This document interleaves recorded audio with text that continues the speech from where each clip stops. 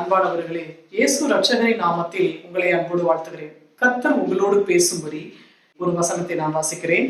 1 சாமுவேலின் புத்தகம் 17ஆம் அதிகாரம் 28ஆம் வசனம். அந்த மனுஷரோடே அவன் பேசிக் கொண்டிருக்கிறதை அவன் மூத்த சகோதரனாகிய எலியாப் கேட்டபோது அவன் தாவீதின் மேல் கோபம் கொண்டு, நீ இங்கே வந்தது என்ன? வனாந்தரத்தில் உள்ள அந்த கொஞ்ச ஆடுகளை நீ யார் வசத்தில் விட்டாய்? யுத்தத்தை பார்க்க அல்லவா வந்தாய்? உன் துணிகரத்தையும் உன் இருதயத்தின் அகங்காரத்தையும் நான் அறிவேன் என்றான். பாருங்க, தாவீது தன்னுடைய சகோதரர்களுக்கு சாப்பிடும்படிக்கு தாவீதுடைய தகப்பன் ஈசா என்ன பண்றாரு, போய் தின்பண்டங்களை கொடுத்துட்டு வா அப்படின்னு சொல்லி அனுப்பி வைக்கிறார். ஆனா இவன் என்ன பண்றாங்க, என்ன நடக்குதுன்னு சொல்லி கவனிக்கிறான். இல்ல, கோலியாத்தை வீழ்த்தும்படிக்கு கோலியாத்து டெய்லி என்ன பண்றான், என்ன ஜெயிக்க உங்க யாராவது ஒருத்தருக்கு தைரியம் இருக்கா அப்படின்னு சொல்லி கேட்கும் பொழுது இதை கவனிச்சுட்டு அப்போ என்ன பண்றான், இது எப்படியாவது நம்ம ஜெயிக்கணும் அப்படின்னு சொல்லிட்டு அப்ப ராஜாட்ட போய் பெர்மிஷன் கேட்கிறாங்க. அப்ப சகோதரர் என்ன பண்றான் அப்படின்னா திட்டுறான். ஏண்டா, உன்னை நம்பி உன் தகப்பன் என்ன பண்ணாரு, ஆடுகளை கொடுத்தாரு, அந்த ஆட்டை நீ யாருக்கிட்ட விட்டுட்டு வந்த? நீங்க வந்த நோக்கம் என்ன? நீ எதுக்கு வந்த?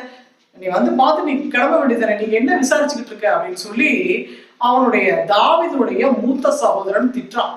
உடனே அவன் மறுபடியும் என்ன பண்ணல, கேட்கல, அவங்க அண்ணன் பேச்சு கேட்கல, மறுபடியும் இன்னொருத்தர்கிட்ட போய் விசாரிக்கிறான்.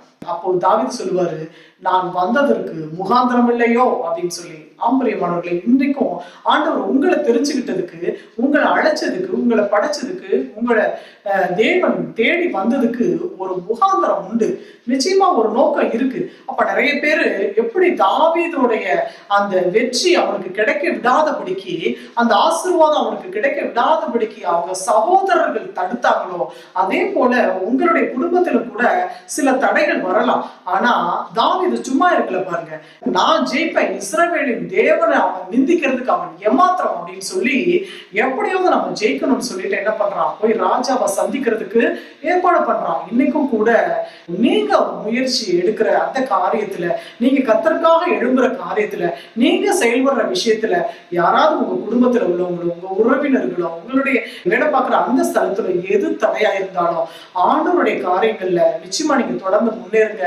எந்த தடையும் உங்களை ஒன்றும் செய்ய முடியாது.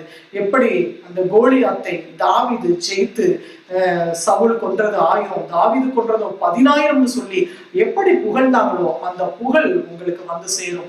ஆம்பரியமானவர்களே, கர்த்தருக்காக ஒரு காரியம் செய்யறீங்களா? ஆண்டவர் உங்களை தெரிஞ்சுக்கிட்டதுக்கு ஒரு நோக்கம் இருக்கு. அந்த நோக்கத்துக்கு நேரம் செயல்படுறீங்களா? நீங்க தொடர்ந்து செல்லுங்க.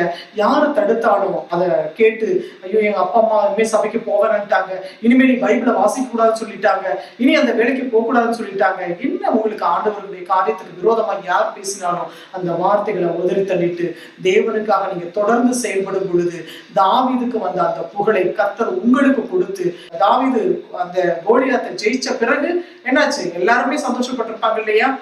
அப்ப அப்படி ஒரு சந்தோஷத்தை உங்க சுற்றி இருக்கிற அத்தனை பேரும் காணும்படிக்கு ஆண்டவர் உங்களை ஆசீர்வதிக்க அவர் சர்வவல்லமையுள்ளவராக இருக்கிறார். நாம் ஜெபிப்போம்.